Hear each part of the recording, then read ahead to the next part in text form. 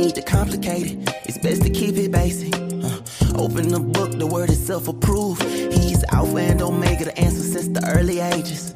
What you should do is learn about the greatest. Just so you know, our door is always open. Let's study together instead of debating. Share our differences, let love heal all that's broken.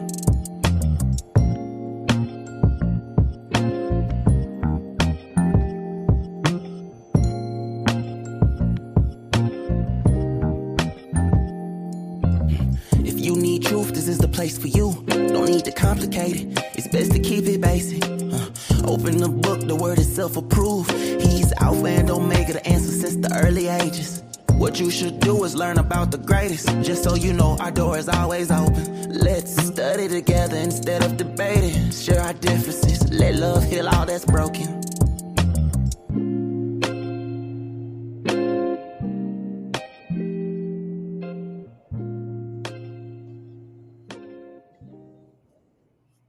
And shalom aleichem to each and every one of you. So glad to have you with us today. This is yours truly, Apostle V.W. Jones, right here on, as you know, the proceeding word. I am so elated to be alive today. Well, you know, in actuality, you should always just be glad to be alive. Being alive is something that gives you the opportunity to express and to be the human being that you are. But many times we get it twisted with the problems of this world, which come and go, the successes of this world, which come and go, and we get sort of kind of convoluted in the reality of why we're here to live. So today we want to talk about a practical application in your life as a kingdom believer. I'm talking about the kingdom of Elohim, not just any kingdom. I'm talking about the kingdom of Elohim, the kingdom of God, the kingdom of heaven, as we like to talk about in the generalized concept of Christianity. So I want you to understand today that there is a need for this conversation. And as a counselor, when I'm not on this broadcast, I'm counseling families, I'm counseling marriages, I'm counseling ministers, pastors, leaders across the globe in multiple cultures, multiple faith systems. And so I need you to understand that today's conversation has a central theme that I think every person needs to have. But I need your help before I get started. All right, those of you on Clubhouse, I think it's so important. Please make it your business to invite a peer that you might think thinks like you. And we're not begging for that. We're just saying it could help your community. Those of you on Facebook and YouTube, y'all know what to do. Why do I only see 3 heart signs on the daggone page? Can y'all handle that, please? Get up there, hit the heart sign, hit the like sign. Thank you. There you go. All right, there we go. Now, if you're on YouTube and you have not subscribed yet to the page, come on, subscribe to the page. And if you are on Facebook, like the Facebook page, Apostle V.W. Jones and VW Ministries, and then like the actual programming that you're on. Make a comment. Let us know where you're hailing from. Don't worry about overtyping, but just give us a text to let us know that you're active. It gets the algorithm going, and people like you and me can get this information. And we might find a nice little tribe that we can all say, hey, we learn in this particular space. Well, today, you definitely going to learn. All right. So let's take an opportunity just to get through this. We are here every Monday, Wednesday, and Friday right here on this same channel for the Proceeding Word. Those of you on Clubhouse, you are in the Proceeding Word house. We do have other houses that we'll discuss later on. But every Monday, Wednesday, and Friday, 1 p.m. Eastern Standard Time is the Proceeding Word. We do have other programmings that are associated to, in fact, the programming of Darash Kingdom, VW Ministries, and they are a part of Darash Kingdom Ministries, a citizenship of fellowship that many of you have said you wanted to know about and be a part of. Well, every Wednesday at 7 p.m. Eastern Standard Time, we are here for a Bible study in the Darash Kingdom Ministries. Every single Thursday, 7 p.m. Eastern Standard Time, we're reading the Bible from beginning to end. Yep. We take our time, do it. It's a slow cook. You might want to be there. And we learn so much. So you're welcome to come and join us at the Bible Book Club. And then also, there is our Sabbath service. We are Sabbath keepers, and we Sabbath every Friday at sundown till Saturday at sundown. And from 11 p.m. Eastern Standard Time on Fridays, technically we come together.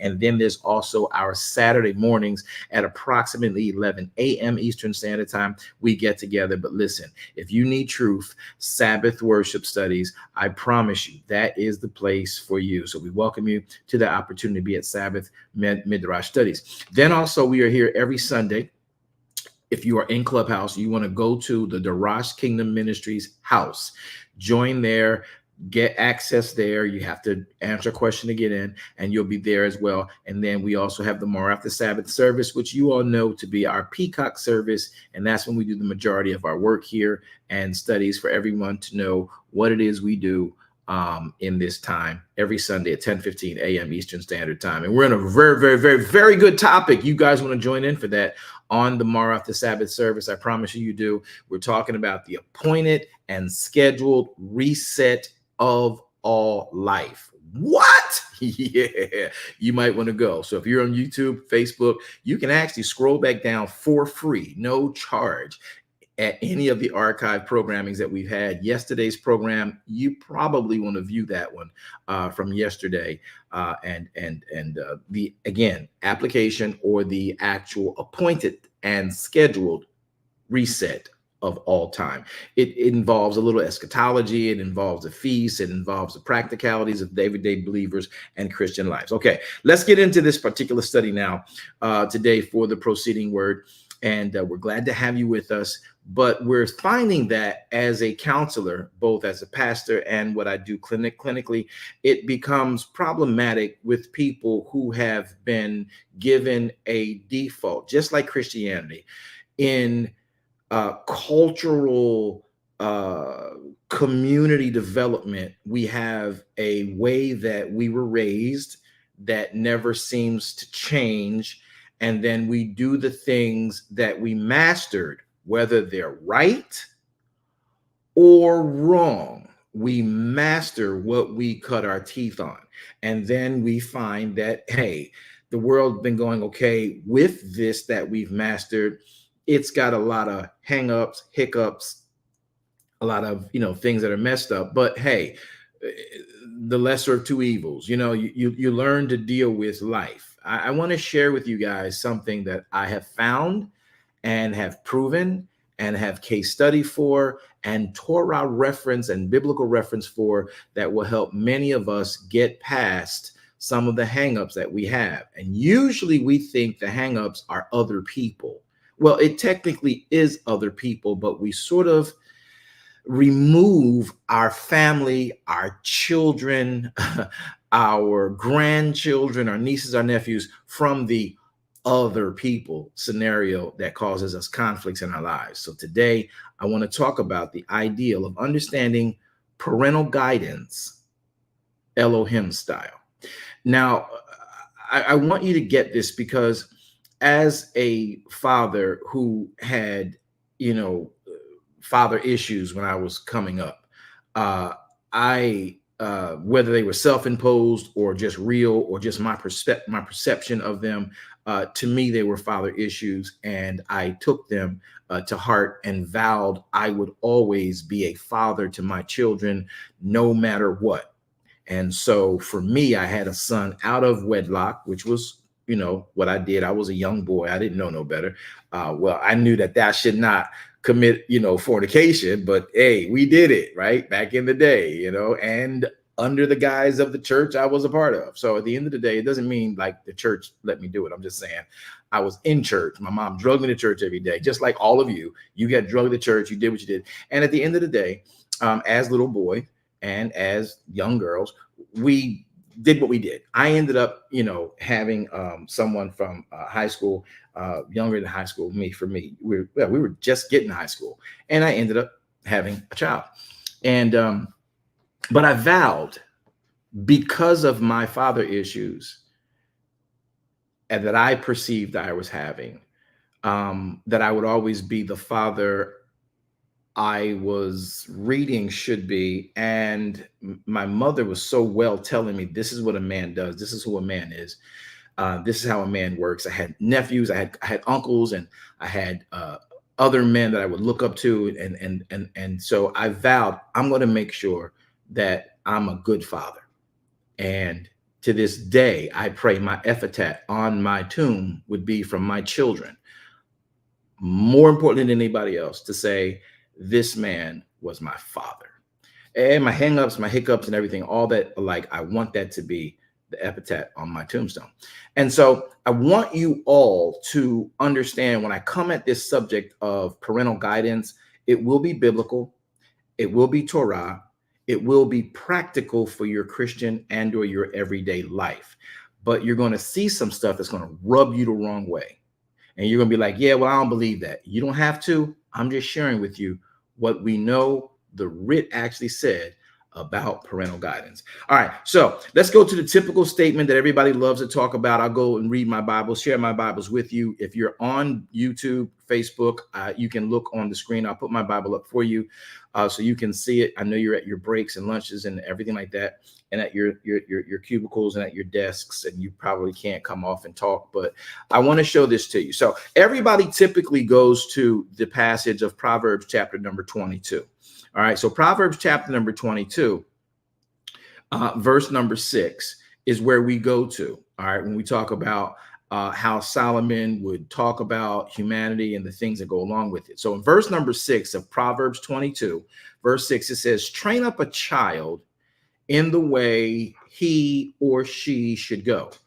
And when he or she is old, he or she will not depart from it. All right. And then it stops. Now, Solomon's book of Proverbs is probably the most,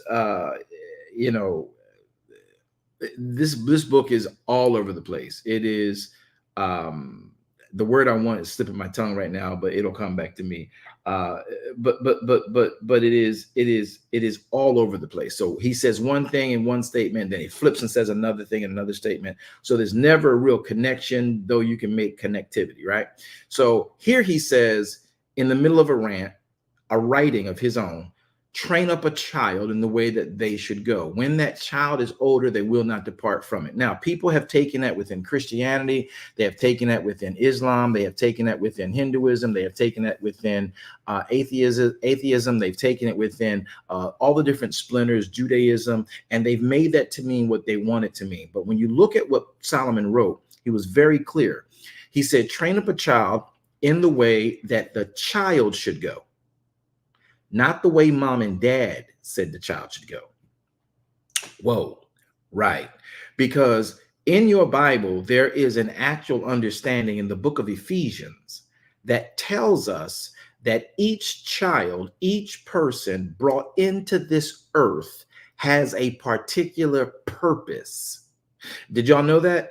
Let me give you a piece of advice on that. Let me take you to this so you don't think that I'm just coming off the top of my head. This is significant to how, in fact, you understand parental guidance. Parental guidance. Parental guidance. Ephesians, chapter number 4. Many of you may know this from our teachings and our very popular teachings on Know Your Calling. Because if you don't read this rightly, you miss purpose. And you don't realize every person has an actual purpose. Now, pay attention to this. Ephesians 4, I'm putting my Bible on screen again for you to view this. Ephesians 4, verse numbers 1 through 12. I want you to go read it on your own, but I want to make sure you get verses 4 through 8. And then I'm going to leave this here, 4 through 7. I'm going to read these 3 verses so you can understand it. These 4 verses so you can understand it. There is one body, there is one spirit, even as you are called in one hope of your calling. Again, Ephesians 4, 4 through 7.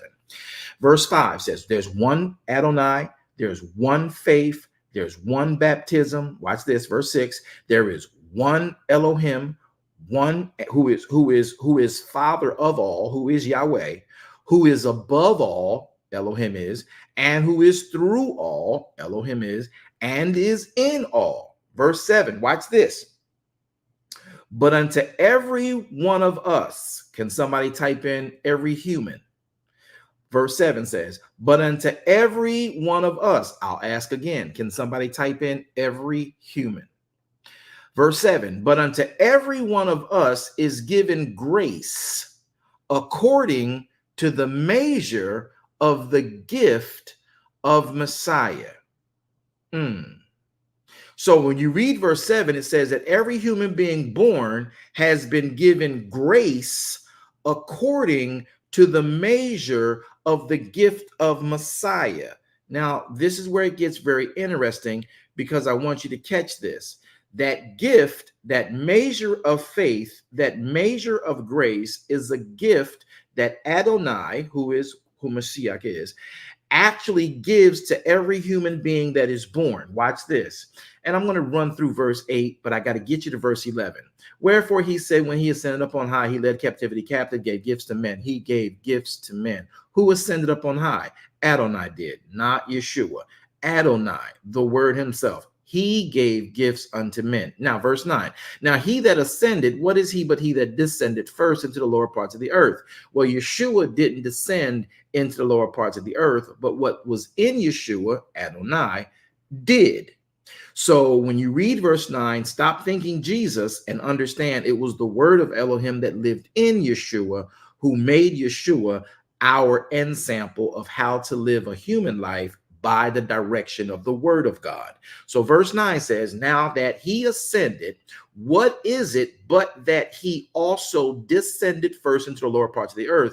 Verse 10, he that descended, Adonai, is the same also that ascended, Adonai, far above all heavens, that he might fill all things. This is Adonai. You can go to Hebrews chapter 10, verse 5 and figure this part out. It really gets good. John 1 through 14 if you want. But let's talk about what Adonai, Mashiach, gave to humanity. Verse 11.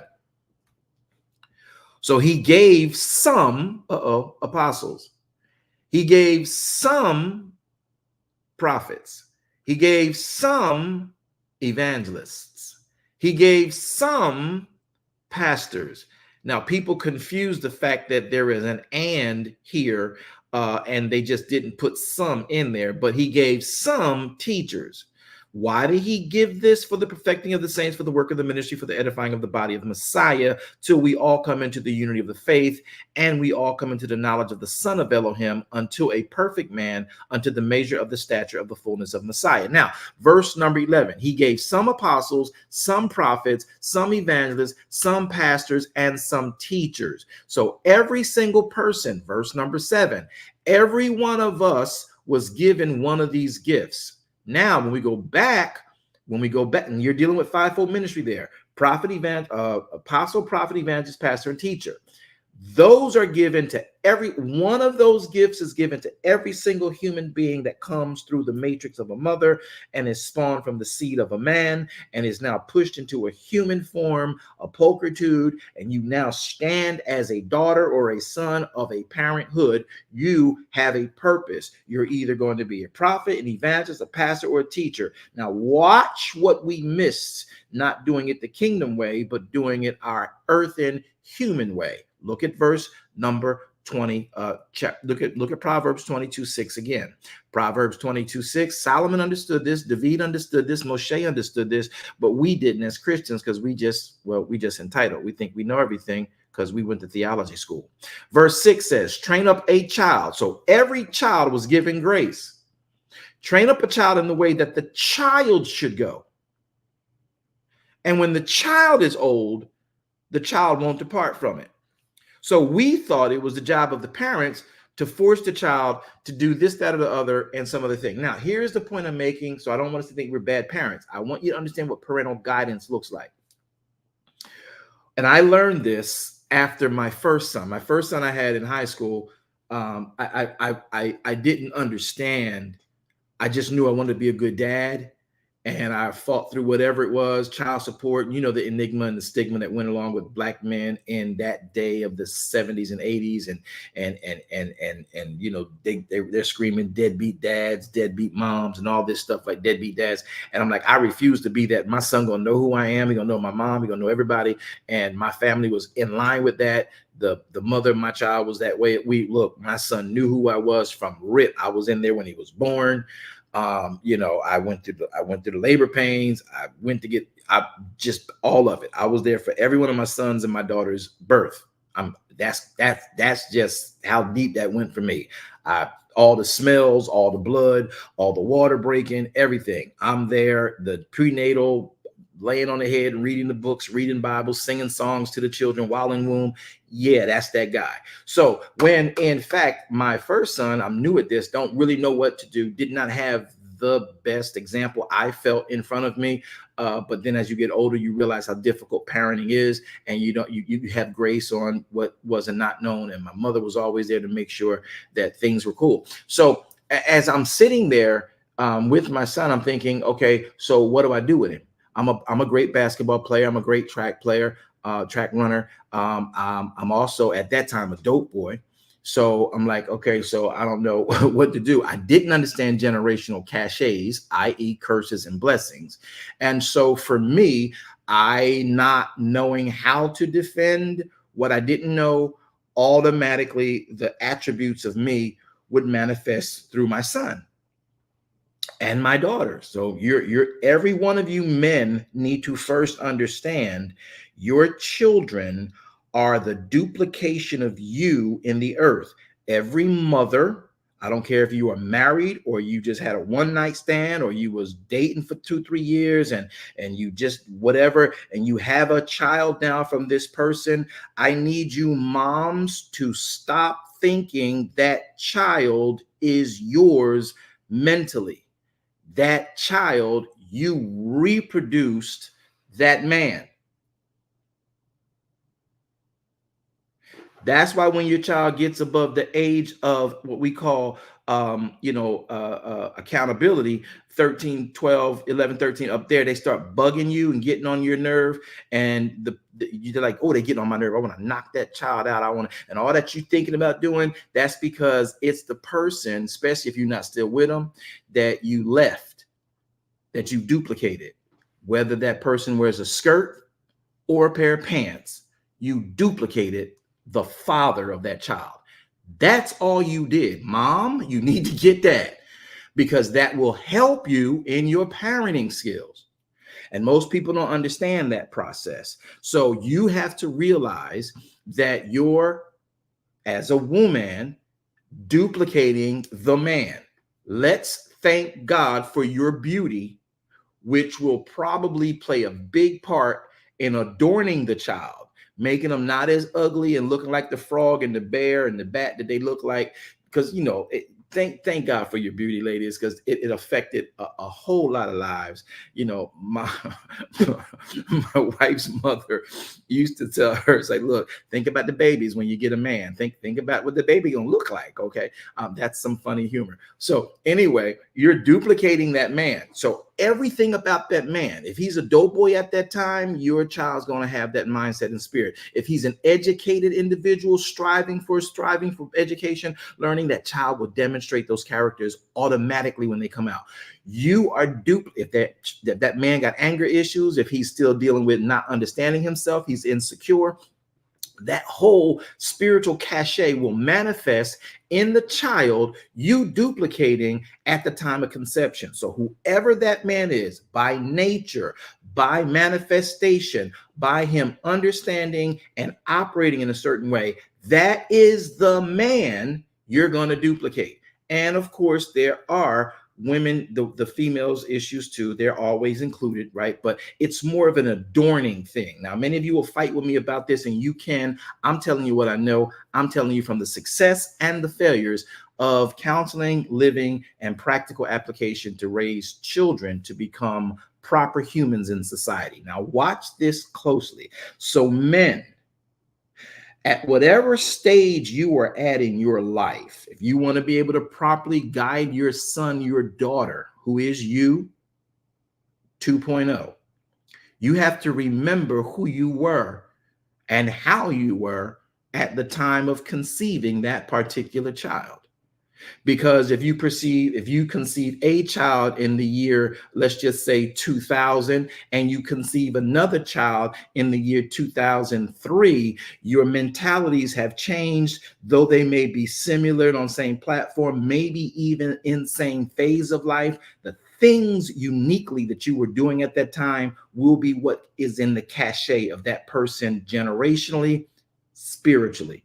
You gotta get that. Now, when I learned that, I was able now to look back at what I was doing at the time I conceived that child, so that when my child now growing up was acting out in certain areas, like lying, like stealing, like fighting, like anger issues, all of that stuff, I could get ahead of where they're going because I'm like, that's everything I was doing, all of that. Okay, so now how do I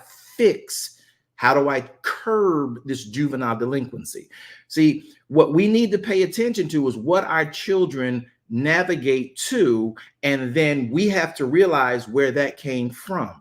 Now, barring their purpose, barring their calling, prophet, evangelist, pastor, or teacher, we have the ability to deal with the flesh issue first, because that's what you're going to see.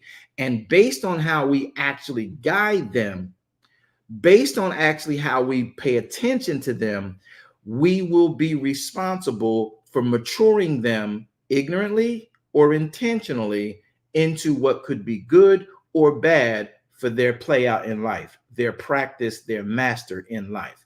Are y'all understanding anything of what I'm saying, or y'all think I'm just talking off the top of my head? Because of all the counseling sessions that I do and my own personal, as well as all of the case studies that I have in office, I want you to realize that the moment the man and the woman, whether they are divorced, couldn't stand each other, one night stand, but the moment they come together to co-parent the child, forget about their wars together, but utilize why they're not together as the reason for why they're not together. Mom, if you get stuck raising a child, when your child grows up to actually manifest everything that daddy is, you'll be already ahead of the game. Say, that's what your daddy did. Now, some of y'all took that and went the wrong way with it real quick, and it messed up everything. It had this little real weird scenario where, people like, you're just like your daddy. You're just like your mammy. The dad saying that about the mom saying that about the dad. It's all true, but use it. Stop making the child feel like they're less than something because they are with a person you chose to sleep with and reproduce. You're just like your daddy. You're just like your mammy. Just stop. Think about it. Okay. So if they're acting that way, I didn't like it then. I can help my child not be the nuisance that I didn't like. Parental guidance. Because your job is to see how this child's carrying out. It's not your job to, as it were, control them into something or control them into becoming what you want them to be. Oh, I'm going to make my child a scientist, or I'm a basketball player. And this is what I had to learn. And I learned it quick, and I'm so glad I did. I was a great ball player. I really was. I played with some actual professionals, some pros. I played with some great men. I played with more basketball players who were better than the pros that have died than some of you may know of. And I got newspaper clippings. I was good. Okay. So, at the end of the day, I'm like, okay, I'm gonna raise my son to be a baller. And I didn't have that right. And I remembered it with my youngest son, who was my namesake, my junior, who is actually my last son, my last child. And I'm like, I can't train my daughter and I can't train my son to be what I was. I have to watch what they gravitate to. Here is the crux of today's lesson. Y'all ready to catch this? Write these notes now. When it says train up a child in the way a child should go, that means you, parent, have to be attentive to how your child carries out and functions in life. And if you do your job like we should and pay attention, you'll be able to see if your child's having any kind of mental abnormalities. You'll be able to see if your child is having any physical abnormalities. You'll be able to see if your child is having any of your traits manifesting at the wrong time, which could take them into a deeper place of where you were fortunate to be delivered from. So you have to pay attention, watch what they gravitate to. And then instead of telling them, no, you're not going to do that, don't tell them not to do that. I mean, unless it's like trying to murder somebody. I mean, we clearly the obvious, but your child is different from you, though they are you.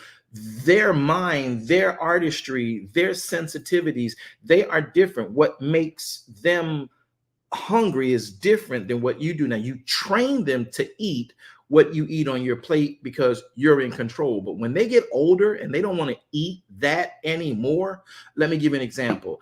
I can't eat Spam another day of my entire life because of all the Spam I ate coming up. Hey, my parents did what they had to do. All right. Now I'll eat that government cheese. You can give me that all day long. And the peanut butter, I'll eat that. Listen, because we were in the neighborhood. We were not as able as I may be today to choose what I want to eat.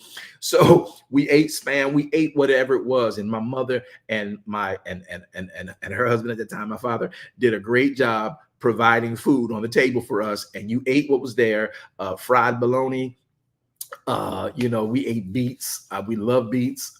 We ate grilled cheese sandwiches from that government cheese. That government cheese made some mean grilled cheeses. It made some really good macaroni and cheese. Look here, if you don't know, you better ask it somebody. I wish they'd bring it back. I can't find it. If y'all know where to find the real original government cheese, y'all let a brother know, because I will pay top dollar.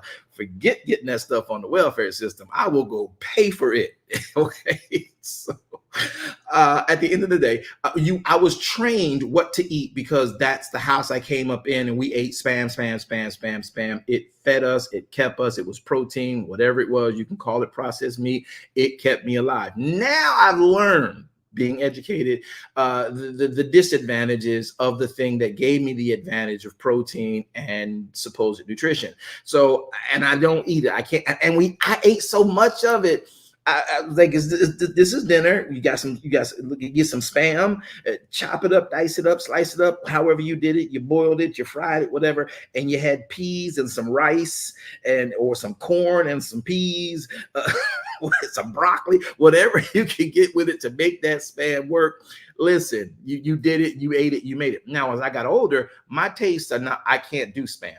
The salt content, I can't do Spam. I refuse to eat Spam. Now, it ain't that I won't eat Spam, but my taste is not Spam. So when I started showing as I got older and was able, through my jobs in the summertime, eat something different than mom and dad had on table, if that was what we were still eating, oh, you trying to be bougie. That's where I get it from, because my tastes are different, but I'm still the family's son. I'm still the biological element of that household. Okay. And so we have to watch the child.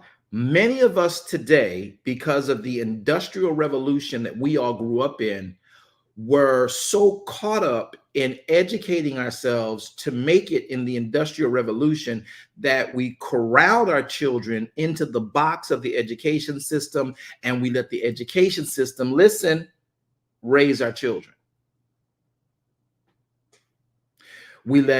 And some of y'all later on in the 90s and 2000s let the TV raise your children.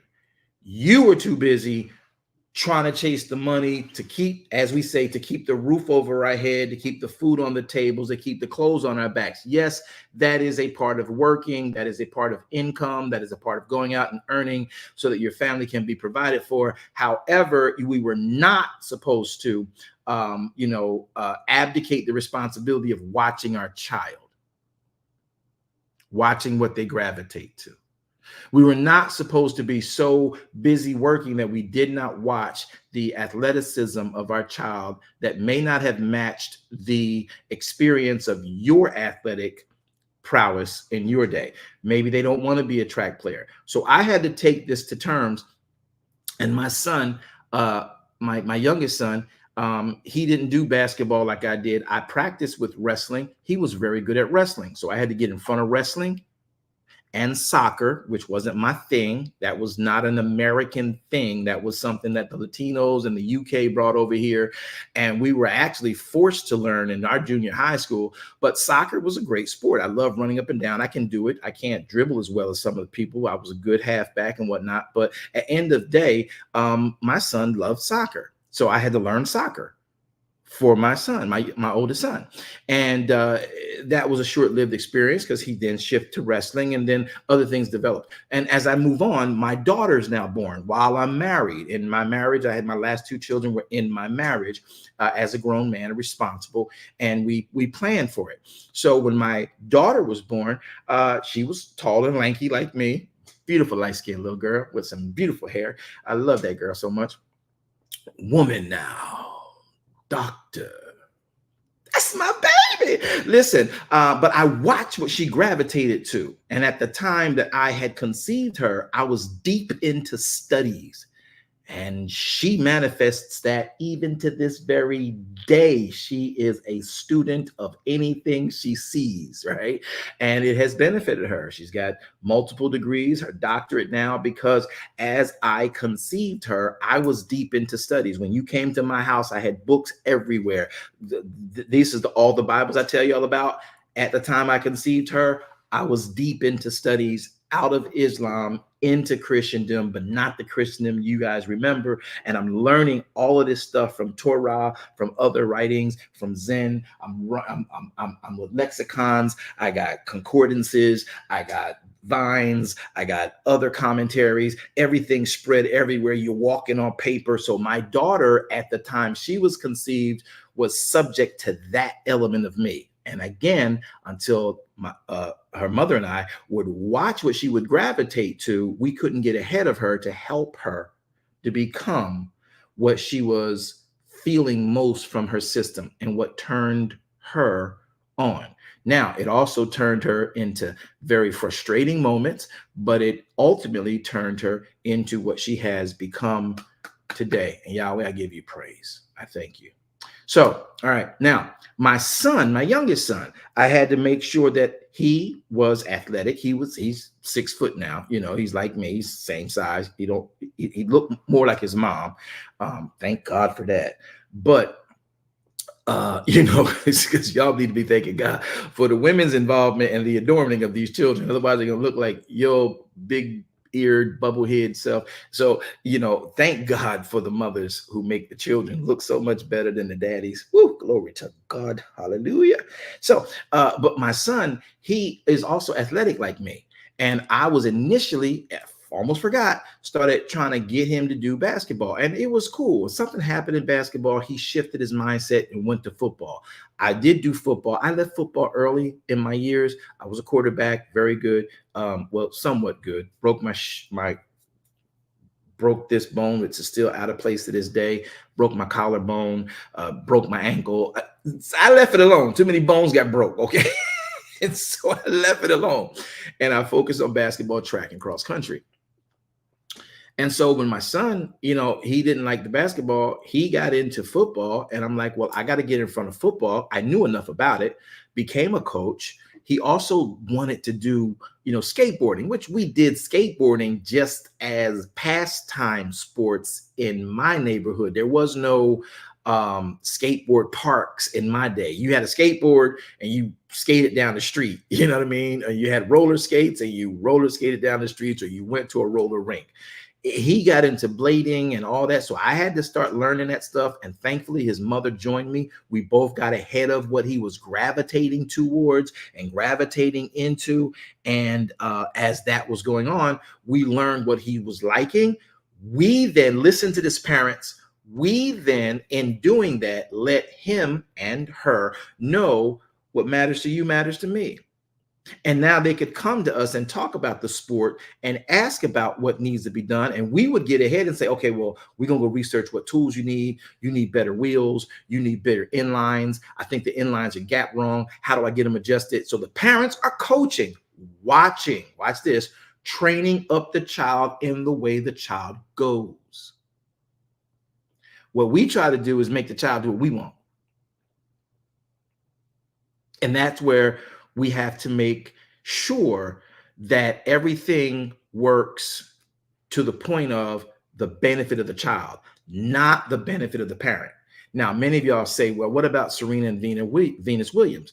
Well, they're different. I don't know if y'all realize that story, I wish I could sit with the father and with that family and share with them biblically what they did. I don't think Mr. Richard knew what he was doing. He knew what he was doing for himself, but he did not know at the time he did it, it was a Torah and a kingdom of Elohim thing. Watch, y'all. Venus and Serena are successful at what they do because they were conceived while he was doing it. And they were conceived when mom and dad both agreed to bring in more children to do this thing. The man went in a very short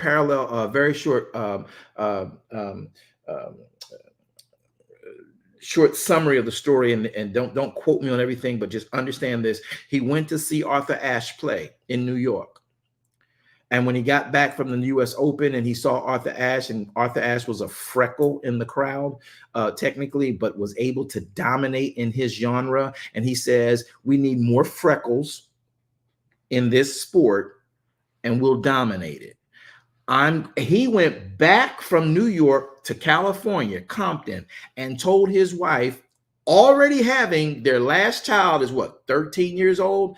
They're already pretty much done having children. They got 4 other children, 3 or 4. I might be wrong. I'm paraphrasing here. And mom is like, yeah, we good, we done. But what dad does is he gets a vision, say a seed, and he sees how his family can succeed. And he goes home to his wife, who is, I don't know if she can't be past the years of childbearing, but she definitely at having the last child at 13 years old is like, we good. We don't need no more children, right? Fine, whatever. He's like, yeah, but baby, I think I found out how we can have success. Watch this. Listen, some of y'all catch this. I hope you don't think I've gone off course. I'll come back Wednesday with the rest. But I want y'all to listen to this before you just dismiss it. Listen before you dismiss it. Mr. Richard flew back from New York after watching Arthur Ashe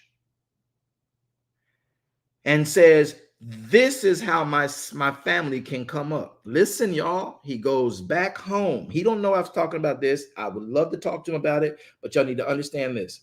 He goes back home. He tells his wife, I found out how we can get out of Compton. I found out how we can get out of the hood, out of our poverty situation. We working, we making it, we're okay. I'm able to fly around and what like that. But I found a way for us to make an impact. She's like, all right, well, what's up? Now, this is a family in another Christian faith called Jehovah's Witnesses. And whether that is, it's got nothing to do with this. But he didn't understand that he stumbled up on the way that we literally are supposed to be operating. And I'm going to show you this from the Bible. But Mr. Richard tells his wife, look, if you and I can have 2 more children, I promise you, with what I now know and how I can now train this child, we can come out of our situation. I'm paraphrasing, but watch it closely. Now pay attention to the story. You already know it. His wife takes some time before she like, yeah, all right. She's like, what? You want two who?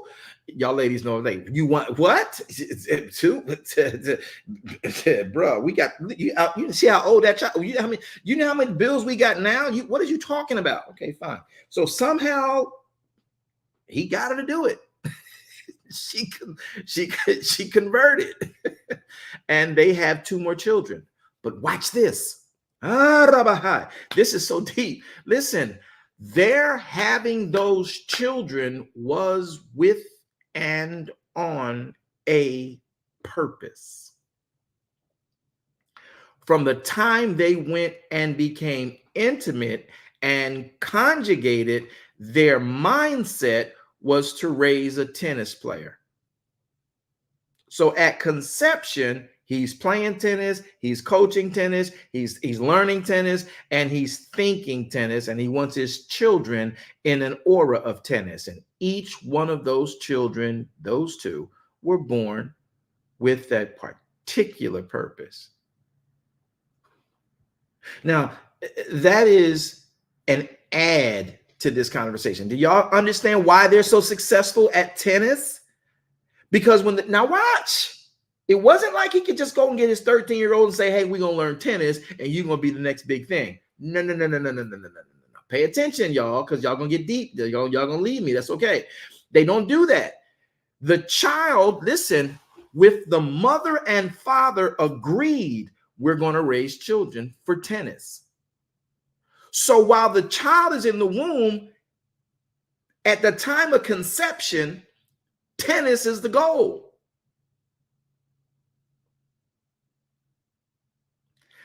They're talking tennis. She's eating tennis.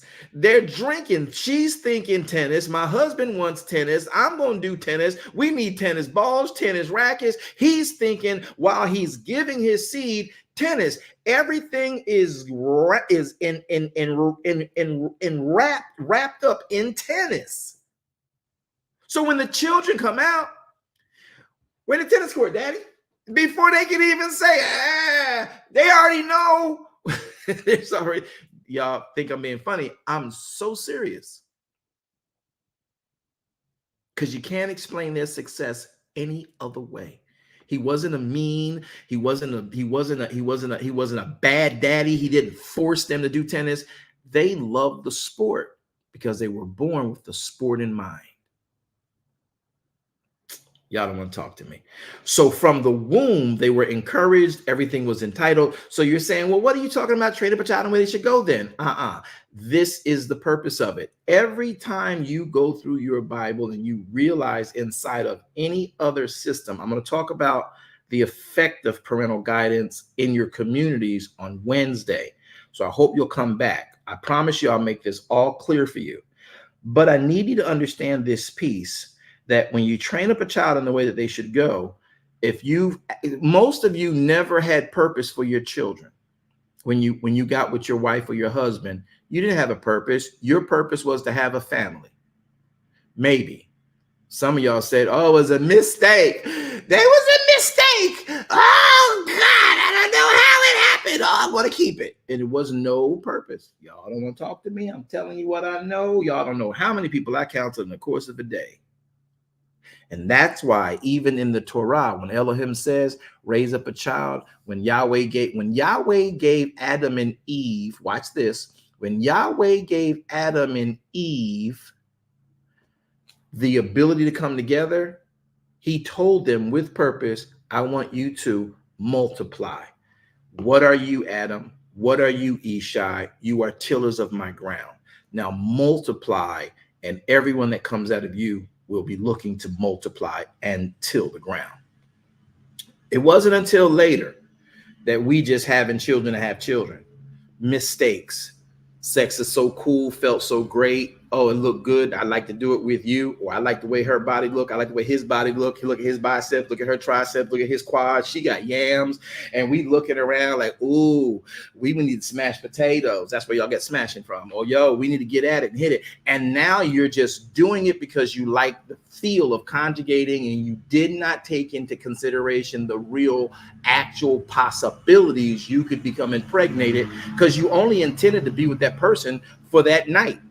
I hate to say it, but like Luther said, if only for one night, your eyes say things I never hear. And it was just about that one night. So now when you understand that Yahweh has a purpose and a plan and a real program for child's coming into the earth, he gave a plan for Adam and Ishai to come into the earth.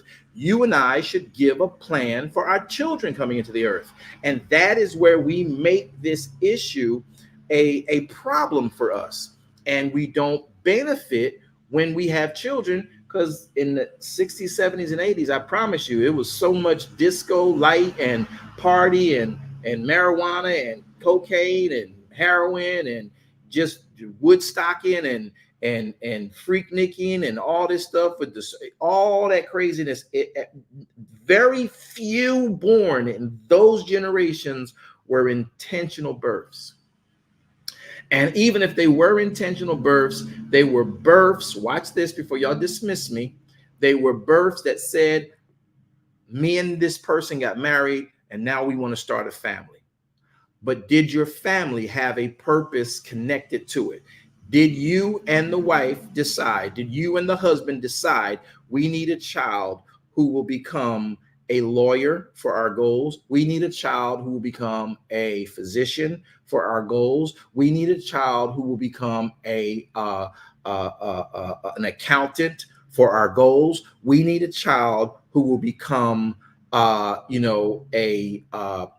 entertainer for us, so we can have an all-inclusive family. So everything we need is right here in the family, and then we can extend and expand out from there. None of y'all did. Don't tell me you did. Don't. And if you did, you're unique, and I want you to contact me, and we're gonna talk about it. But most, if y'all be real, didn't. I know I didn't. I wished I did today. To have a child at this age, for me now, would be completely different, because everything up in here goes into that child. Now, we didn't think that, because we were taught to have children as early as possible so you can have the rest of your life to yourself. Raise your child so you can play with your child while your child's in their active stages and years, which is cool, because I love being able to play basketball with my son at my age and his age and be competitive, that he'll probably beat me more now, but I used to beat his behind, but it would be competitive. And it's mano y mano. He gets to see his dad, and me and him get to play together and against other men for real, not like this little child teacup stuff. No, we play ball, basketball, football, whatever it is. So while we're doing all of this, we're understanding these things. We're remembering that having a relationship that you can see with this child, what they're capable of, and then you get out ahead of what they're capable of and make sure you provide a road for them to travel in their capabilities, and then cause them to determine, okay, you provided everything for me in this idea and path I thought would be successful for me. But I'm also finding out, Mom, Dad, it's not what I thought. Okay, fine. We're out of the money, no matter what you do, right? We're out of the time, no matter what you do, but you're still watching to see what your child gravitates to. Now, if it's something illegal, of course, you kill it dead, right? But if it's not something illegal, and it is something that literally has them firing off on all their creative places, you let them do, and you follow them and you support them. You become their best cheerleader. Now, do they respect you more when you do give them support in the arena they find unique to them? Yes. So this way, when they come into your home, they will obey the boundaries and the parameters and the stipulations in your home, right? And so now, once you've been able to do that, they will always be like, okay, well, when it comes to my stuff, Mom and Dad learned it, so I'm going to learn Mom and Dad stuff so they can continue to help me do what I'm doing. It's just an organic exchange. Okay. Now, this is where part one, because part two is going to talk about what you do when they get older. I'll deal with that more specifically and more succinctly in a biblical term. But this part one, and we're almost done here. I'm almost out of time. I'll give you space and time for questions. I want to make sure you understand that your child that you have is you. Now, let me say this emphatically. It is extremely difficult to raise another person's child if you don't have access to that other person and have communicated well with that person. Because if a man brings a child that's not his into his home, which Yahweh honors you if you do. Matter of fact, Yahweh blesses a person who literally honors its mother. It honors taking a child on in its life with purpose and with reasoning. Or adopting another child, because that's what he did to you and I. He adopted us. We are adopted. We are in the state of adoption, right? So here is the catch to that. It is difficult for a person who is not the father to raise a child that's not his. It's not impossible, but there are techniques that have to go in play for that to be a proper, even, healthy exchange for both. Because when that father is no longer with the mother, and then the mother, or vice versa, father with another woman, should get with another man, and though the man wants to honor the child that the mother may be in full custody of, and mom loves her child, dad loves the mom and wants to love the child because it's mom, and that's the way you love mom. You love all of mom. But that little boy is, the X seed. And we think the X is cuckoo for Cocoa Puffs. So we got to pay attention to the seed growing up and wanting to act like he cuckoo for Cocoa Puffs, and we got to know how to handle that when it happens. And the only way to do that is for dad and mom to get with the X, the father of the child, and be like, hey, we're going to raise him the way you want. I promise you. I mean, y'all not together. This is the husband talking to the dad. Y'all not together. I ain't got no qualms with you. She chose you not, or whatever. Now she's chosen me. Your son is with her. She's taking care of him. And unless you want him to come live with you, and even if you do, we're still going to have encounters with him. Hey, I want to have open communications with you. I want to have open communications with your son. Ain't no, abusing of your child or nothing like that, because I will be abusing my wife. I'm not doing that. And vice versa. The woman would say that to the husband, the other. So at the end of the day, there has to be proper and open communication.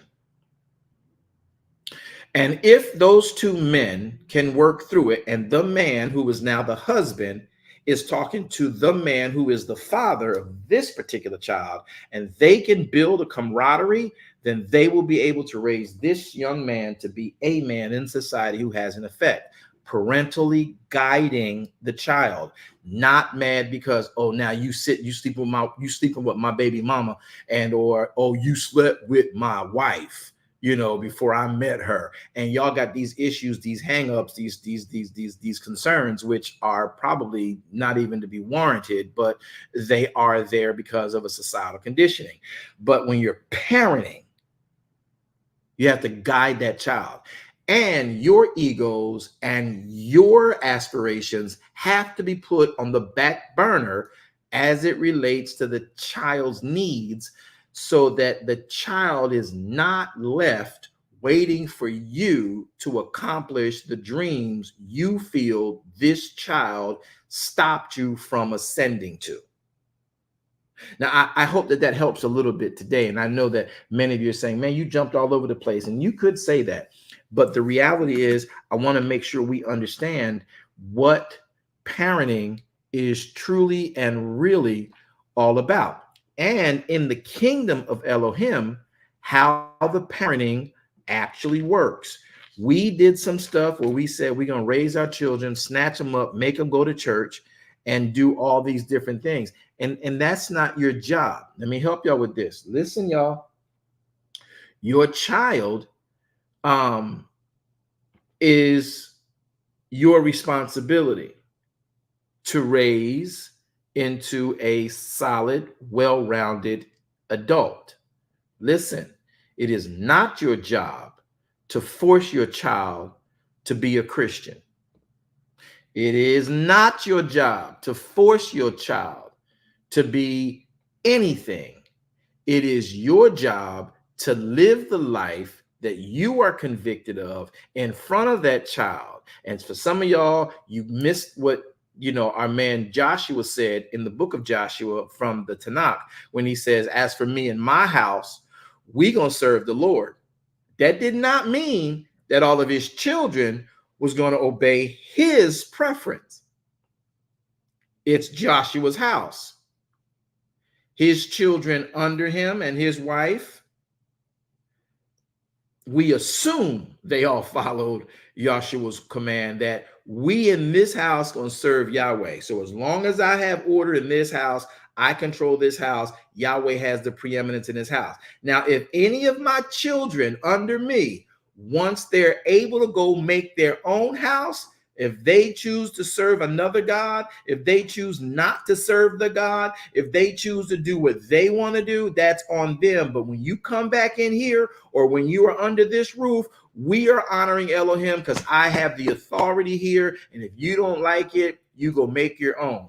Do not think, parent, your job is to force your child to be a preacher, force your child to be a prophetess, force your child to be a prayer warrior, force your child to be somebody else. Your child has the right to choose their own course of life, and there's nothing you can do about it once they're grown. What you have to do about it is make sure you are living a life that they can reflect on whenever they run into crisis, when they become responsible for their own choices. You and I cannot force it. And listen, if you did your job right, they're going to question around 19 to 28. They're going years 19 and 28. They're going to question everything they were forced to do in your home. Drug to church every day, every service, 3 times on Sundays. Convocation week, made to wear them clothes and them patent leather shoes, and they made to sing on the choir, made to praise dance, made to do this, made to do that. They will question everything if you raise your child right, because you should raise your child to be a critical thinker, because they have to choose this day who they will serve. They ain't gonna be a preacher because you was a preacher. They not my sons are what y'all call them PKs. My sons and my daughters are PKs. That's what y'all call them, right? I don't believe in kids, but they are pastors' children. And when my son started his rap career, he was saying a few choice words. I was like, oh, this ain't gonna look good for me. And I had to think back to a person named Aretha Franklin and that relationship with her and her father. And I was like, you know, I raised them in a house. They know how to live. My wife and I did a really good job setting a standard of what our faith demonstrates. But they have to choose that. They have to be the ones who say, I'm going to live like my mom and dad live. But you got to realize every child you born, though they have your attributes, they got your traits, they may even have your flair, they got your look, they got your nose, they got your eyes, all of that stuff like that. They have their own mind. And they can't get into heaven on your coattails no more than you could get into heaven on your dad or your mom's coattails. And at the end of the day, they have to choose who they're going to serve. And you have to be okay with that, unless you are going to feel guilty that you didn't live a life in front of them that they could have a foundation in. Because they were literally under your control while you were raising them. So they watched you hallelujah on Sunday, Wednesday, and the prayer night, and go to choir rehearsal. And then they heard you cuss everybody else out on Saturday at the picnic and at the ball game, get mad at the referee and cuss the referee out because they didn't give your son the call, or they struck your child out, or you have road rage on the road and you flip more birds than are in the sky at the driver who was on the road. All of that stuff, they watched it all. And the children, listen, if I learned one thing from my son and my daughter at a time I never thought I would, they let me know just how much they understood. And I then had to bow down and say, you know what? I got it. It's hard for a parent lifetime to realize the finished product that you raised is sitting in front of you, talking to you, and they don't need you being dad. Do what I say. They need you being another human, an elder human, in their world, because they're about to go start their world. You can either be in it or out of it, because you did your job. You raised them into an adult. Prayerfully, you raised them to be a critical thinking adult, a proper progressing adult, problem solving adult. But you got to remember, you've technically been Most parents, landlords, and taskmasters to your children. And because of the benefits of that, one of the benefits is, you sit on the couch like, hey, go give me the remote. I'm your dad. I'm your mom. Go give me the remote. Bring it over here. I feed you. I put food on the table. Go bring me the remote. That's a benefit that you only get for a real short period of time, people, because the child don't know better. But once that child is like, now you should honor your parents, honor your father and your mother. It doesn't say run their chores for them. It says honor them. Now, would you want to if they've been there for you? Of course you do. But y'all got that thing twisted, thinking that it's an obligation. It's a mandate for them. Y'all, but you're going to learn today. Your child has the right to say no to you. Now, I'm talking about a grown child. I'm talking about one who you've trained to assess, does this benefit me and the whole of what we're doing? Because sometimes as parents, we tired. Wow, I've been working all day and I need this, and I'm sitting down and the remote's on over there by the TV, and I don't feel like getting up to go to the TV. And you're gonna call that boy, that girl, all the way from upstairs to come downstairs to get you the remote 5 feet from you. You a taskmaster. You ain't got to like me. You can tune me off. Go ahead. Bye. Get off the channel. You can. Go ahead. Bye-bye. But that's a fact. You had to deal with that. Okay. That's a taskmaster. That may be a privilege you can be afforded once in a while, maybe on your birthday. But don't get that twisted. Some of y'all think y'all can get that anytime you want. That's my child. I brought him in this world. I take him out this world. You're going to be charged with murder. And God going to see it as murder. You ain't going to heaven. I brought you in this world. I take you out this world. You don't have that right. You were used to bring a child in this world. You didn't bring them in. You were used to bring a child in this world. Bye-bye. I see y'all keep leaving. Go ahead. Go ahead. Bye. We'll see you next week. Or another program. You might like that one better. But I need you to understand, these are facts that we don't like to address and deal with. And so, Father, help me.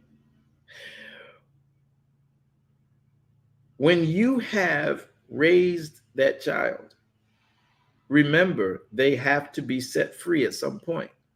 Now, I'm not talking about some little 10, 8, 9, 12, talking back, all that smack. No. Hey, we handle that.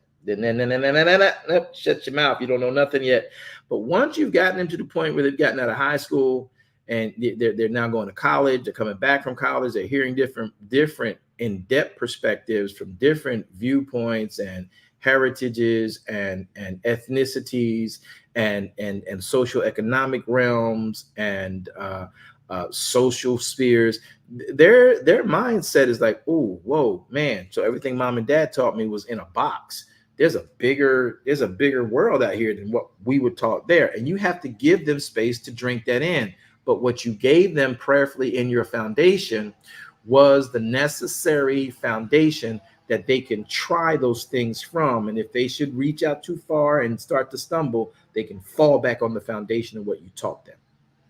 That's what you and I have to do as parents and grandparents to make sure we are training our children right and we have the parental guidance of our child. Now, I'm going to go back over this program and pick back up on it next on Wednesday, because I want to take you through the book of Genesis and show you how Yahweh did it. Yeah, we're going to talk about the tree of the knowledge of good and evil. We're going to talk about Adam's fall. We're going to talk about even Yeshua's life. So when we talk about parental guidance, we want to talk about what that looks like, Elohim style. Today, I had to give you just an insight to how we perceive it so we can think about it and maybe open our minds to say, let me see what Torah says about this on Wednesday. Anybody got a question or a thought or maybe a joke or something that maybe you can say, well, you know what? I learned something today, even though I didn't want to learn it. I learned it. And there it is. That's what we got. Anybody? As we don't have everybody with microphones in the room. All right. We have very limited people with microphones in the room. Okay. Well, Clubhouse has been a joy chatting with you guys. If you don't have any thoughts or questions, if you do, if you're down in the VIP section, you can just raise your hand. We'll get to you. Daphne says, I learned. Good, Daphne. That's good to see. Did anybody else learn on YouTube, Facebook? Anybody? I see a lot of people exodus the room when we start talking about what we talked about. All right. We learned that. I'm sorry. Who's that? Who is that? I apologize. Lindo. Good day. Moderators, is Lindo next up? Yes. All right. Lindo, go. It's just a kind of a mind blower to see the intention that we missed in how we do what we do. But this was just based on how you were raised and the genre you came up in. Correct. You know, I did what I did what I came into. If mom and dad were so busy working, if mom and dad were so busy this, that, and other, we were subject to that. And we really started to sort of roll like a snowball, you know, into that. And we gave our children to babysitters. And I'm going to talk about giving your child to a babysitter that's not your grandma. There are certain cultures I sit and watch when I'm counseling. And there is like particularly certain groups that keep their grandparents near and move them into their lives in their languishing years and not like use them as babysitters, but benefit from the parents being around, and if able to watch the child, the grandparents of the husband and wife or of the child are actually the ones caring, educating, infusing the culture the right way, because a grandparent is your best teacher, mom and dad.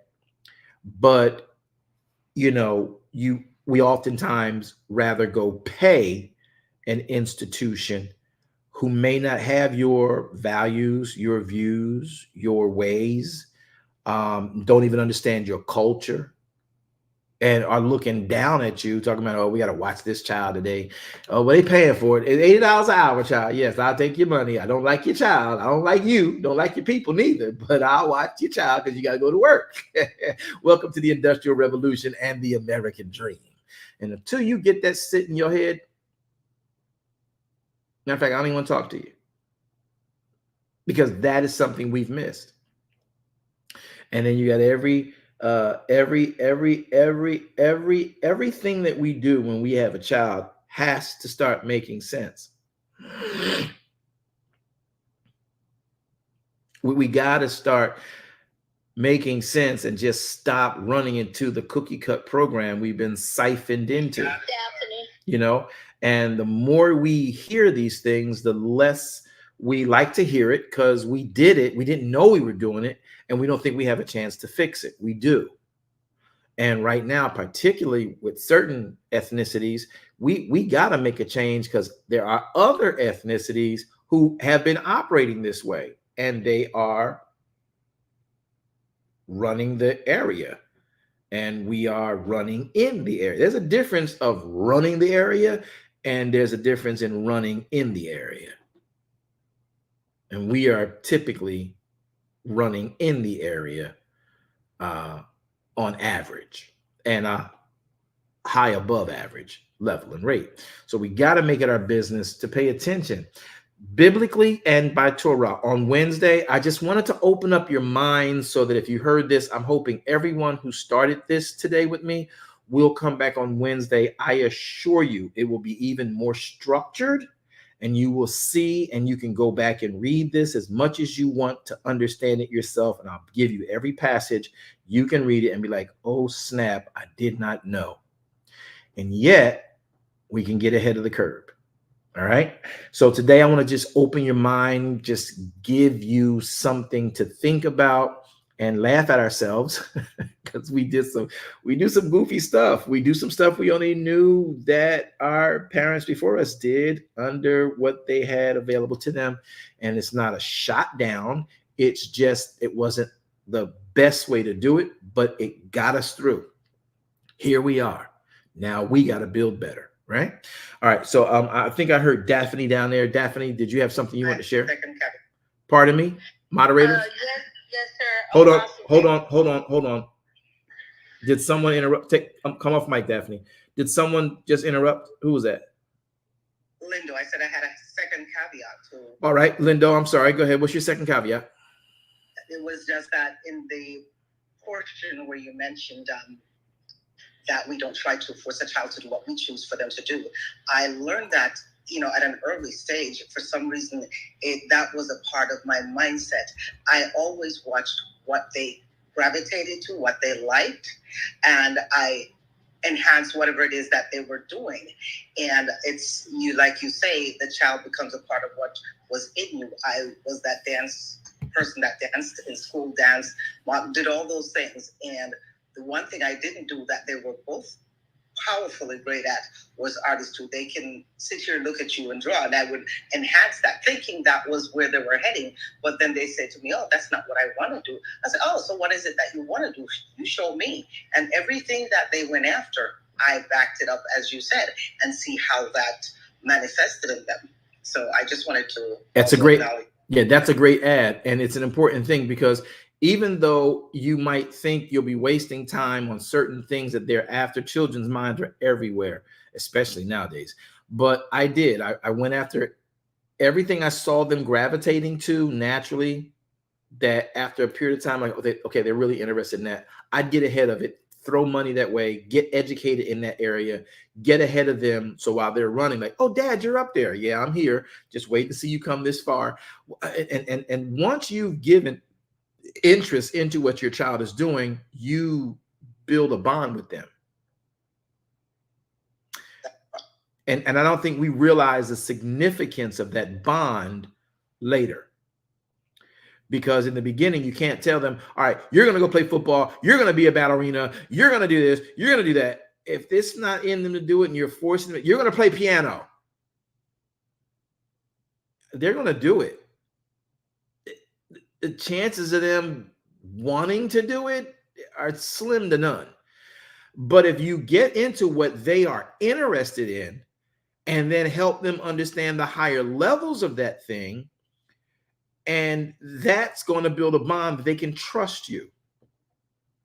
Because just because you're their mom and dad, you're responsible for carrying them to and from the car, keeping them from the rain, giving them food, but that don't mean they trust you. That's deep. We'll talk more about that on Wednesday. Good point, Lindo. Glad you added that to the programming. Moderators, who's next on point? On cue. Daphne, go. Apostle, I want to thank you for this, and I'm looking forward to the next teaching. But I could use a little bit more advice, because I'm fitting in the category whereas I'm one of those grandparents raising grandchildren, so I could use a little bit more advice, and I do thank you for this. No problem. Let me help the grandparents helping with their children in this era. I gave y'all analogies from other cultures and in other eras of time, but let me address that quickly. I'm glad you did. We'll talk more about it on Wednesday. But grandparents helping the parents raise the child. Grandparent, you are grand. You're wiser, but you are not in control. So whatever that child you had once done for the child they had, and desire you are a part of this process, you aid the parent raising the child. You don't just bypass the parent that you raised, the child you raised to be a parent to this grandchild, and say, "Your mom and dad don't know no better." You will cause disruption and confusion in your home and your family that you will wish you never did. So, like right now, even for me, I have 5 grandchildren, but I can grant them a lot of knowledge and wisdom. But if their parents don't want those types of conversations, I don't go into them. I follow what the parents want. because that's the parent's job to raise that child. The grandparents are to help the parent raise the child, help the parent raise its child. And if the parent wants a certain venue, all the grandparent can do is talk to their child, the parent of the grandchild, and say, hey, have you considered? Hey, this is something I learned. And then the parent has to be the one to introduce that to the child, and then let the child know grandma and granddad gonna talk to you about this too. So grandparents, stop thinking you got the right. That's my child. I raised you. Yeah, that ain't something you should brag about in most cases. And so it's like, it's one of those things. You have to be very careful. If your child had a child, you go through your child to help them with their child. You add value to mom, to your son, to your daughter, while they're raising theirs. And until they can trust you to convey all of their viewpoints and add value to all of their particular interests that they think they need for their child, only then will they release that child to you. Now, if they release that child to you to watch them change their diaper and watch them while they go to the movies or have an anniversary night or something like that, that still don't give you the right to, pour doctrines into that child. You live in front of that child. Now, if that child asks you anything, you share rightfully. But you make sure your parent of that child knows, hey, I was talking to Junior today about XXX and so. So this way, mom and dad aren't hit by some boomerang that the child will now use that you have given them and they're not aware of. That's the only way it damages the parent of the child and causes division in the household. So grandparenting is a very interesting process. And many people think, well, I'm a grandparent. I raised you. Y'all better stop bragging about how some of y'all raised these children. I promise you. Don't think because you raised them and they made it, they survived, and now they got a house and got a man and a woman that you did something. Because I promise you some stuff.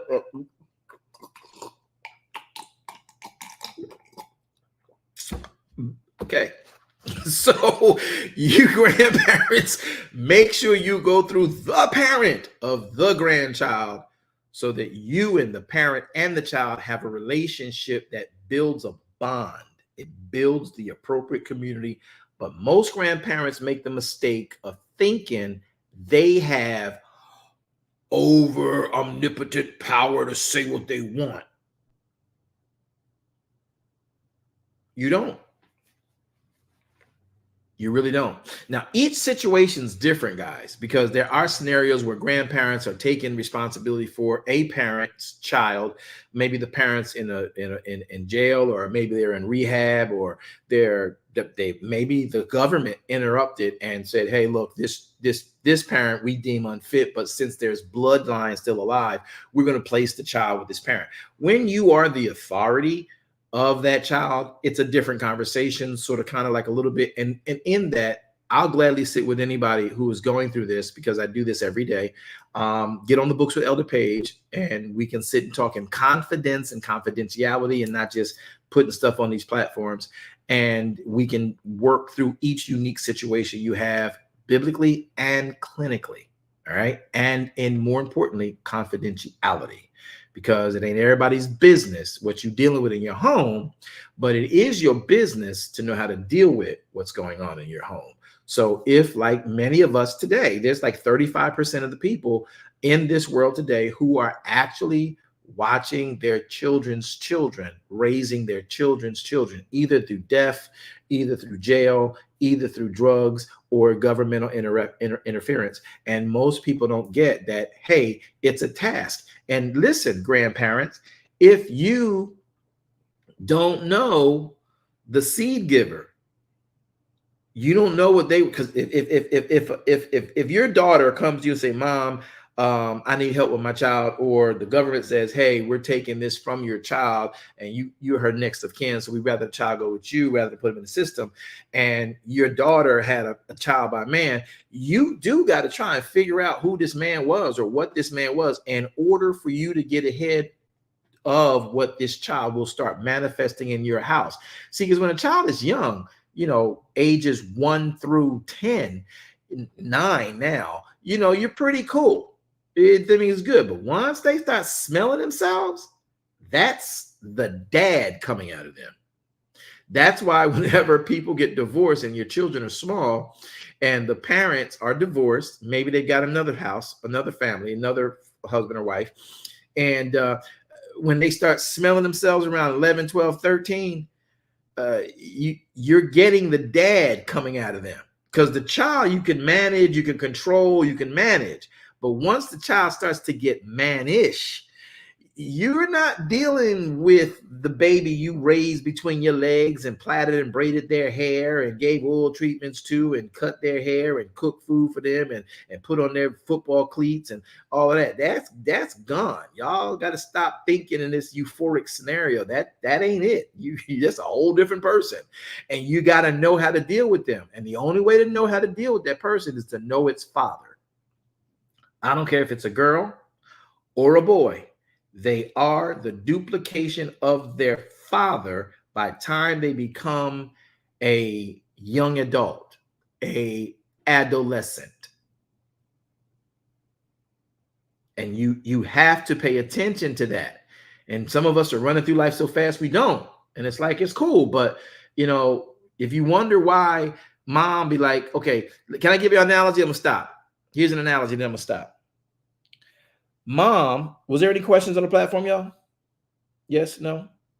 I didn't hear anyone else's name, but on YouTube, you have several people that are saying thank you, and then you have to comment. Okay, so here's the catch. When there is a child born between a man and a woman, and the man and the woman no longer together, and usually, particularly in America, which is where I live, baby mama or baby daddy drama always kicks in. So here's the catch. In America, usually, and some other places, the mother is supposed to be the one that they deem responsible for the child because they carried the child. I'm not getting into all that body rights and stuff like that, and who got rights to say what. I'm not getting into that. That's a whole other conversation. But the mother is typically the one who is just organically granted, the what's it called? Not visitation. They're granted custody. Thank you. So in that, the mother has custody of the son or the daughter, and the father is gone. Maybe a good dad, even with a good dad, and do visitations and do support. And we're going to talk about a utopic scenario. And so in that, the child is young. Mama's got them between their legs, on their pap, on their back. Mom, soccer mom, football mom, basketball mom, whatever. Dad is also a part too, but the child is still trying to figure out life. But once they start smelling and start feeling themselves, let me tell y'all now, that's dad and all that he has ever been when you knew him coming out of them. And if you are not conscious and got caught up in that's my baby, that's my baby, that's my baby, that's my baby, you're going to learn real quick. I will knock you out. Who you raising up like that against? And if you pay attention to everything going on when you feel that way, you'll see that man. Oh, snap. I thought I got rid of him 8 years ago.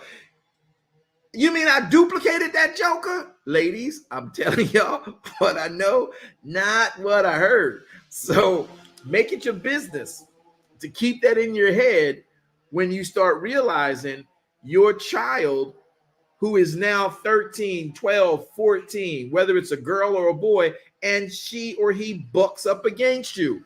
If you look at the situation, it'll be the dad playing out in the scenario. It'll be the dad and all that was in him now planted in that child, like any good plant, bearing its fruit. And you got to pay attention to that. I guess that might have made some people upset to hear, but I hope you guys have learned something valuable in that moment. All right. Did that help? Yes, sir. We'll talk more specifically. I just want to make sure I open your minds and open your hearts up to this right now. This Wednesday, I'm going to give you all the scriptures that make this so crystal clear. You're like, wow, how did we miss this? And we have a chance and an opportunity, no matter how old your family is or your children are, to really go back and fix it. Parental guidance, ELOHIM style. I had to do this intro this way so that when we talk about the meat on Wednesday, it won't be something you just spit out. Now you've got it marinating. Like, okay, I see other seasonings here that I didn't pay attention to. Okay. All right, everybody. This is the proceeding word. This is yours truly, Apostle V.W. Jones. Moderators, you said there was something on Facebook or YouTube that I needed to pay attention to? Oh, I was just saying, Sonia Sherman Mayfield said, I pray that those who are in the season of life to apply this knowledge take heed. This is very good. Thank you. Y'all would be praised. Y'all would be praised, Miss Mayfield. I'm honored that you're here and you feel that way. That's great to hear. I hope you guys come back on Wednesday. I promise you what I give you on Wednesday will be not only biblical, but you'll be able to take this and keep it in your own care and pull it up whenever you need it. Excellent. What else did you have? Earth Girl said, really, we see a Jewish child or turn into, in the public school system. Montessori schools here in the DMV are not only filled with Jewish children, but non-Jewish families are enrolling as well. So, one thing about the Jewish community and Israeli community, biblical processing, is that they don't just have children to have children. Yes, they have a family, but the family has a purpose. And when they're having their children, though, have ancillary thoughts and ideas, and will have they're like that process I told you about with the Williams, with Mr. Richard, King Richard. They're already thinking we need a child to be an accountant. We need a child to be a lawyer. We need a child in our family to be a medical doctor. And mom and dad are in conversations before they are in conception. Y'all, I'm going to show it to you in the Bible. I promise you, when I show it to you, you're like, what in the world did I not read that? How did I not see that? I promise you it's going to bless your life. Okay, good point. Great ad. Was that it? Yes. You have a lot of thank yous. Oh, y'all would be praised, because I didn't think we were reaching anybody. I saw people leaving by the masses. All righty. Well, listen, welcome to the proceeding word again. This is yours truly, Apostle V.W. Jones. I have enjoyed myself. I love teaching what I know. And when I some say, well, you get off course. It's really not off course. I'm trying to open the door before I bring the main course. So all these things are there. Hey, Kendra, so glad to see you, love. Many people don't get to really sit and talk about how to correct the relationships, or how to make the relationships better and greater, because we're busy doing us. And when you have children, your life has to stay in the provision mode, but you have to excel in the attention to the child mode. Not spoiling, not creating a monster, because some of y'all got these brats. Stop it. There is an appropriate way to pay attention to your child, because when you get older, your child is going to be in some way, shape, or form being a part of your life for care of your life. And how you care for them and their thoughts and their emotions and their ideas without stepping on them and crushing on them and putting them out like a cigarette in an ashtray is how they'll deal with you when you get older. Ooh, my. And I'll say this as I close here, and I'll bring it up again when we have this on Wednesday. when each of my children, all now grown, hallelujah, and gone on to do things in the Father, and going on to do things in the world, and glory to God, can support themselves, hallelujah. All right, what I did, now I did this as a dad. I'm not sure what their mother did, but I know what I did as a father. I sat each of them down. And because I do so much counseling, I realized I had to let them know, I see you at 21.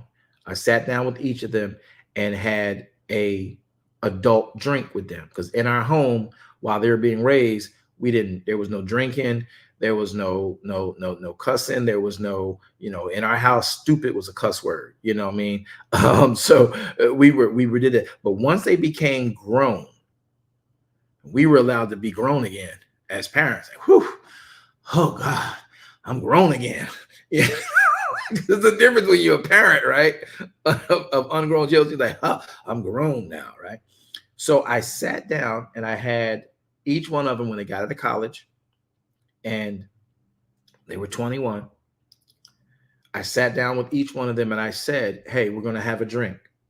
And I got an adult drink. And we sat down and we chatted. And I said, this drink is your rite of passage, that from this day forward, you and I know innately I am your father. You are my child who I love and will turn this world upside down for. However, I am no longer the tell you what to do dad. I now am the bag of wisdom father that you can draw from when you want. So when I talk to you, I'm not talking down to you. I'm not talking at you like I probably did as you were my child, because we needed to move and you was taking too much time. And the disciplinarian is not who's talking to you now.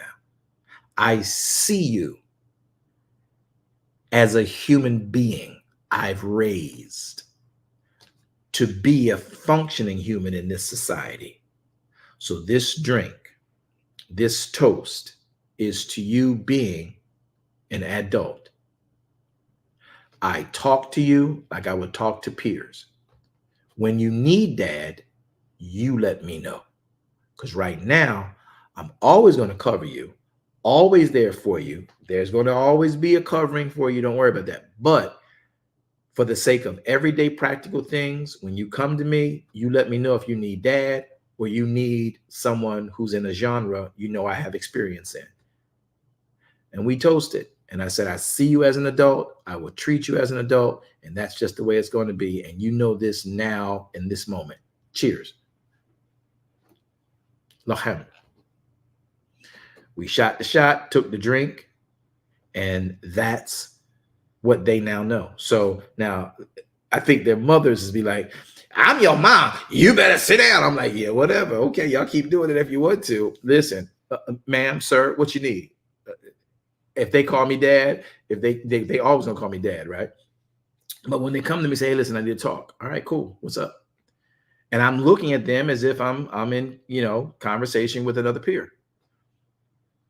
And it gives them the practice in a safe space of how to communicate and negotiate and navigate real life.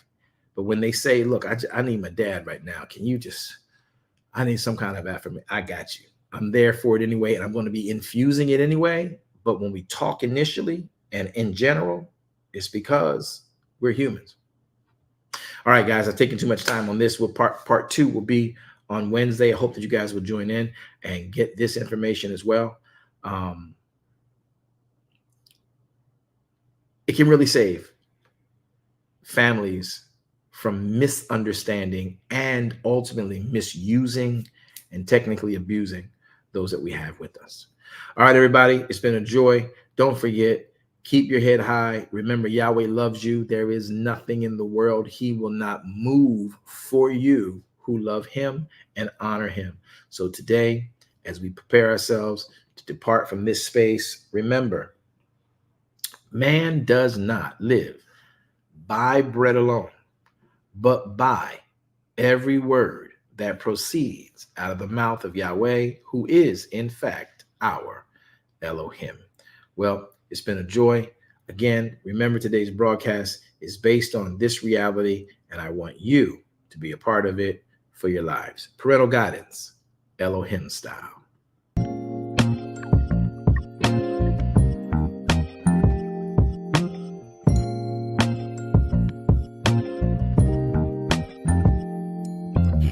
If you need truth, this is the place for you. Don't need to complicate it. It's best to keep it basic. Open the book, the word is self-approved. He's Alpha and Omega, the answer since the early ages. What you should do is learn about the greatest. Just so you know, our door is always open. Let's study together instead of debating. Share our differences, let love heal all that's broken.